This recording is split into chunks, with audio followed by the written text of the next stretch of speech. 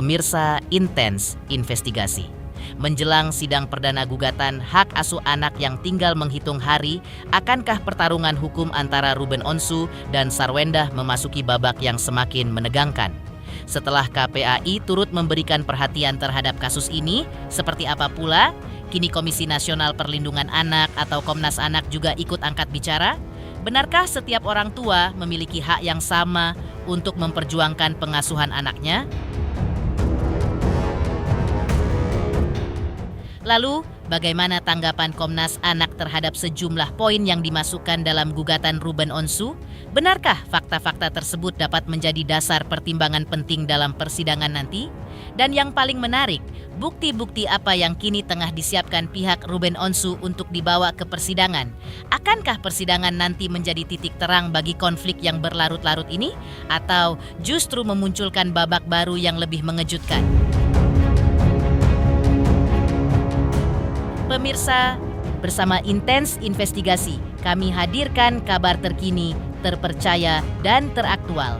Tetapi sebelumnya, jangan lupa untuk like, subscribe, dan juga share channel YouTube ini.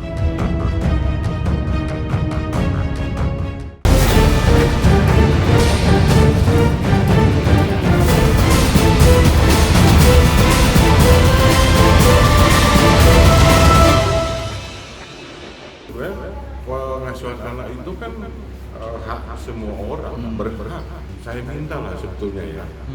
Kalau untuk orang tua yang berpisah, harusnya sebisa mungkin dijaga komunikasinya dengan baik sehingga anak ini nggak mengalami perbedaan ketika orang tuanya berpisah atau tidak. Mata publik terus tertuju pada perseteruan perebutan hak asuh anak antara Sarwendah dan Ruben Onsu yang kian memanas. Setelah KPAI memberikan pandangannya, kini giliran Komisi Nasional Perlindungan Anak atau Komnas Anak yang ikut angkat bicara. Ketua Umum Komnas Anak Agustinus Sirait menegaskan bahwa secara hukum, baik ayah maupun ibu memiliki hak yang setara untuk mengasuh anak. Oleh karena itu, manuver Ruben Onsu yang mendaftarkan gugatan ke pengadilan dinilai sebagai langkah yang tepat dan menjadi hak konstitusionalnya sebagai seorang ayah, terlebih jika dirinya menemukan adanya kejanggalan-kejanggalan dalam pola pengasuhan yang berjalan selama ini. Sebetulnya untuk hak pengalihan asuh anak itu hak semua orang ya. Kalau di sini kan Ruben Onsu mengajukan perolehan anaknya jatuh ke dia, itu haknya dia. Apalagi misalnya kalau ada temuan-temuan atau dugaan untuk eksploitasi anak, ya tentu itu juga menjadi tambahan bukti nanti untuk mengajukan perwalian anak. Tadi seperti yang saya sebutkan, sebenarnya pengasuhan anak itu kan hak semua orang, berhak. Apalagi misalnya ditambah kalau memang ada dugaan eksploitasi anak di situ ya, atau dugaan kekerasan dan sebagainya gitu ya, itu haknya semua orang. Kita nggak bisa halangin itu ya. Tapi saya ingatkan juga ini sekali lagi, sebetulnya ketika kalau untuk sekarang kan hak asuh anak itu ada di Sarwendah ya. Sebetulnya ketika nanti pun hak perwalian pengasuhan anak itu berpindah ke Ruben Onsu, dua-duanya tetap harus kerjasama. Di Undang-Undang Perlindungan Anak itu jelas disebutkan untuk kedua orang tua yang berpisah, anak itu harus mendapatkan kasih sayang utuh sebetulnya. Jadi walaupun pindah pengasuhan anak pada Ruben Onsu juga nggak boleh menghalang-halangi anaknya ketemu sama Sarwendah nanti.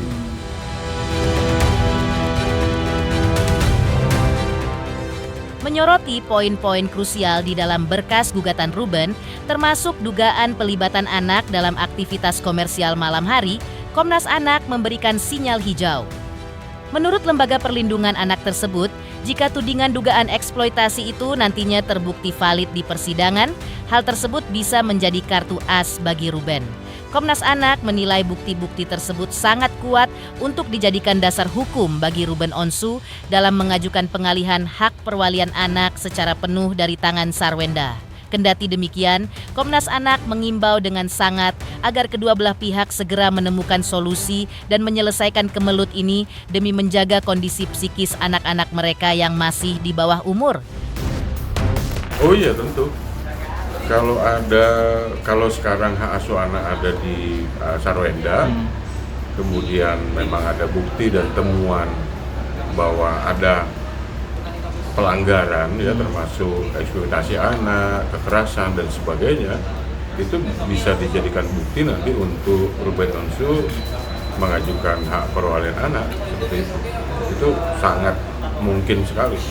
Jangan ini dibiarkan panjang lama, hanya ingin misalnya muncul di sosial media itu dengan di TV dengan rating yang tinggi, ya sekali lagi berarti mengorbankan anak itu. Ya. Logikanya menurut kami ya di Komnas Perlindungan Anak apa sih nggak bisa dimediasikan? Kekurangannya apa misalnya nafkah anak ya kan utamanya begitu ya. Menurut Sarwenda nafkah anaknya tidak diberikan. Menurut Ruben Onsu karena nggak diberikan waktu nggak diberikan nafkah. Gitu. Kan cuma dua itu poinnya. Ya bertemu selesaikan itu udah. Ya ini kan sebetulnya sangat disayangkan udah sampai ke tahap perebutan atau pengalihan hak asuh anak ya. Berarti kan nggak ada kurang baik sebenarnya hubungannya gitu ya. Seharusnya sebelumnya terjadi kan bisa secara baik-baik diomongin bagaimana dimediasikan bagaimana bayinya sekali lagi loh demi kepentingan terbaik anak seperti itu. Ya ini problem ini kan udah cukup lama ya di sosial media gitu ya. Saya himbau untuk Ruben Onsu dan Sarwenda segeralah nih dituntaskan ya. Apa sih sebenarnya permasalahannya? Apakah mengenai nafkah ya? Tentu kan kalau kita ngomongin soal uang kan nggak akan ada habisnya ya. Berapapun nominalnya kalau dibilang kurang ya kurang kan gitu ya. Tapi yang terpenting coba dipikirkan bagaimana anak-anaknya yang akan terganggu psikisnya dengan pemberitaan ini. Ya dikonsultasikan atau dimediasikan bertemu gitu berdua. Apa sih sebenarnya problemnya?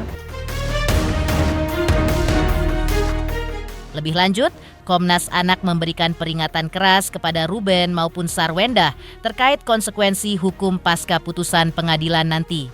Lembaga ini mengingatkan bahwa jika nantinya hak perwalian anak resmi berpindah tangan ke pihak Ruben, tanggung jawab pengasuhan tidak serta-merta hilang dari pihak lainnya.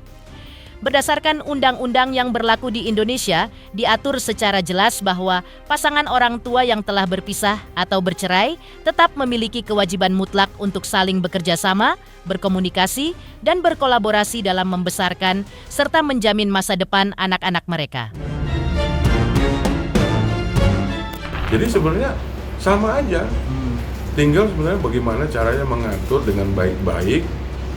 Dan saya mintalah sebetulnya ya, kalau untuk orang tua yang berpisah, harusnya sebisa mungkin dijaga komunikasinya dengan baik sehingga anak ini nggak mengalami perbedaan ketika orang tuanya berpisah atau tidak gitu ya. Harusnya sama, itu hak anak loh. Betul. Nah ada satu lagi ya, jangan ini dijadikan alasan. Ketika misalnya kan ada berita Ruben Onsu mau ketemu anaknya, tapi katanya anaknya les, anaknya nggak mau dan sebagainya. Sebenarnya ada kewajiban Sarwenda untuk bisa merayu anaknya untuk ketemu dengan ayahnya. Karena tadi itu di Undang-Undang Perlindungan Anak, ketika sepasang suami istri sudah bercerai, berpisah, tetap anak itu harus mendapatkan kasih sayang yang utuh dari kedua belah pihak. Artinya mantan suami dan mantan istri harus bekerja sama untuk memenuhi kebutuhan anaknya.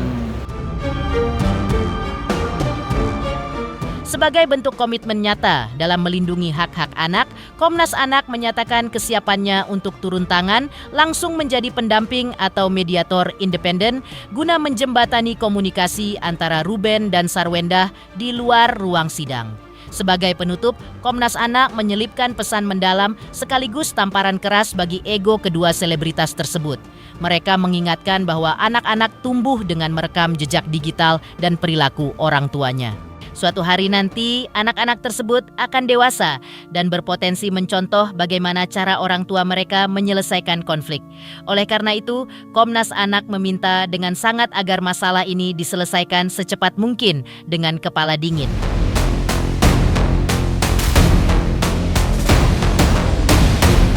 Siap sekali kami. Siap berarti ya, Pak? Siap sekali.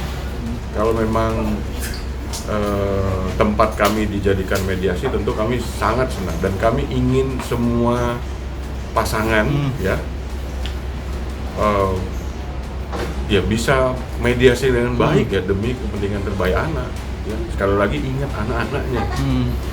Nah, kalau ada orang tua yang hari ini tidak mampu menjaga mental anaknya, ingat loh, suatu hari anak ini nanti akan dewasa, terbawa pengalamannya sampai dewasa, mungkin akan bisa melakukan hal yang sama, bahkan lebih. Itu yang kadang orang tua suka lupa dan orang suka melupakan ini.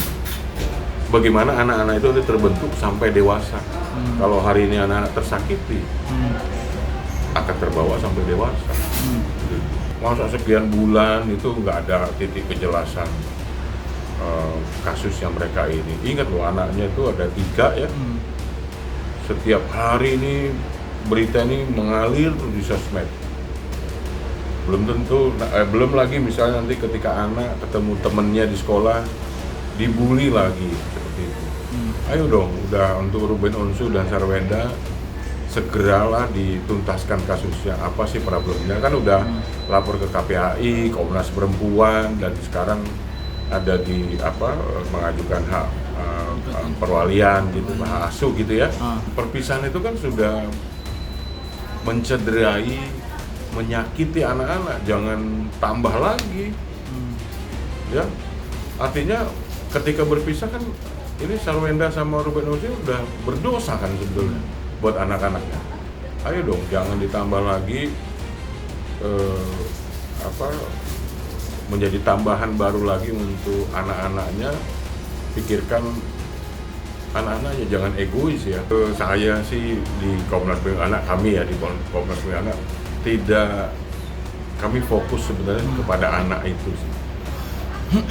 Mengenai kehidupan pribadi orang tuanya, kami rasa yaitu netizen, ya itu mungkin sikapnya netizen, tapi kami tidak fokus ke situ ya. Kami fokus bagaimana anak-anaknya ini, ada 3 orang yang sekian bulan ini mendengar terus berita ibu dan ayahnya itu muncul di sosial media. Nah, itu tentu akan terganggu pasti psikisnya anak-anak. Jadi saran saya, Ruben Onsu, Sarwendah ya secepatnya diselesaikan kasusnya.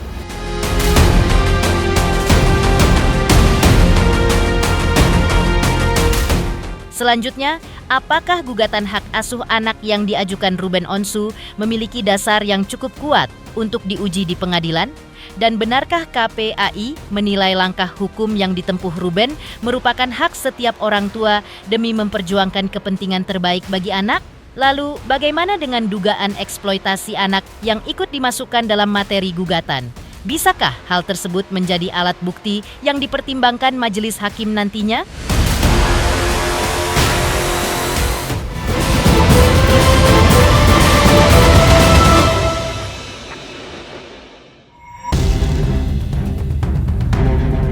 Konflik perebutan hak asuh anak antara Ruben Onsu dan Sarwendah yang kian meruncing turut memantik perhatian serius dari Komisi Perlindungan Anak Indonesia atau KPAI. Lembaga negara tersebut akhirnya resmi angkat bicara untuk memberikan pandangan dari sudut pandang perlindungan anak. Wakil Ketua KPAI, Jasra Putra, menegaskan bahwa apapun status hubungan orang tuanya, setiap anak memiliki hak mutlak untuk mendapatkan kasih sayang yang utuh dan seimbang dari kedua orang tua kandung mereka. Selain itu, KPAI juga menilai langkah hukum Ruben Onsu yang melayangkan gugatan hak asuh anak ke Pengadilan Negeri Jakarta Selatan merupakan tindakan yang sudah tepat secara konstitusi. Meskipun pada kesepakatan perceraian sebelumnya, hak asuh anak berada di tangan Sarwenda. Ya, pertama tentu setiap orang tua memiliki hak untuk mengasuh anak, dan begitu juga sebaliknya, setiap anak memiliki hak untuk dekat dengan orang tua, berinteraksi dengan orang tua, dan tentu tidak ada istilah mantan anak ya. Dan oleh sebab itu apa yang dilakukan oleh Bapak Ruben ya tentu sebuah hak yang mekanismenya ya tentu sudah tepat ya melalui pengadilan gitu ya. Walaupun sebelumnya di waktu perceraian gitu ya, hak asuh itu kan jatuh ke Sarwenda gitu ya. Nah, namun dalam keputusan MK yang terbaru gitu ya, bahwa disebutkan bahwa anak usia di bawah 12 tahun hak asuhnya berada di ibu gitu ya. Nah, itu bisa batal atau bisa dialihkan. Ada beberapa syarat ya. Pertama, orang tuanya terhalang ya, tidak bisa melakukan pengasuhan karena mengalami tindak pidana itu di penjara gitu ya.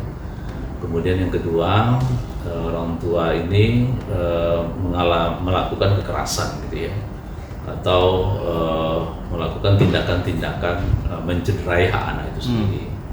Nah, yang ketiga, situasi kesehatan yang tidak sehat ya, misalnya, dan itu tentu harus dibuktikan ya dengan profesi sesuai dengan profesi yang bersangkutan gitu ya, atau kalau menyatakan soal kesehatan ya tentu ada dokter ya yang menyatakan demikian gitu ya.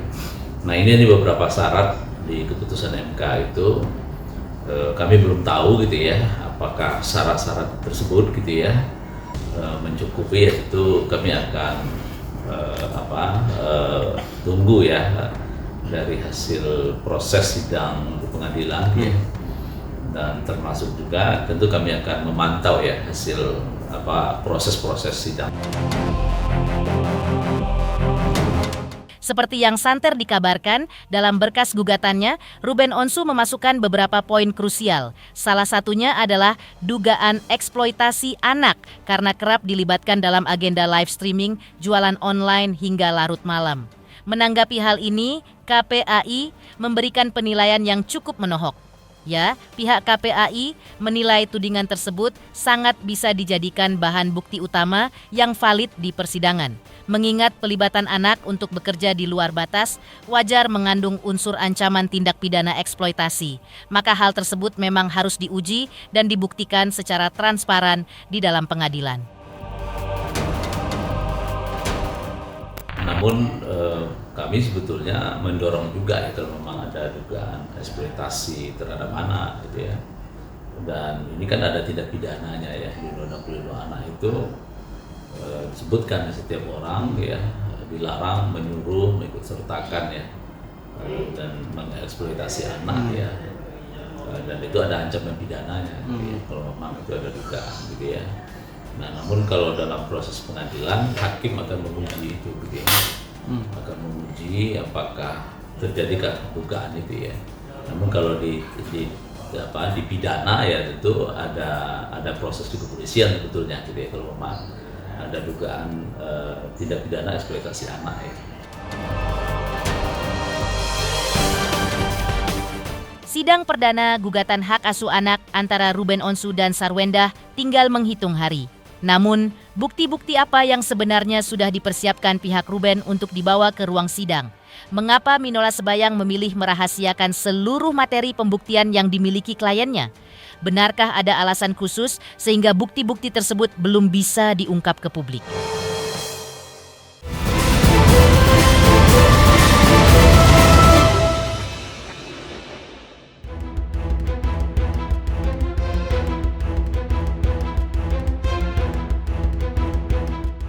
Pemirsa Intens Investigasi. Sidang perdana terkait gugatan hak asuh anak yang diajukan oleh Ruben Onsu kepada Sarwenda kini benar-benar tinggal menghitung hari.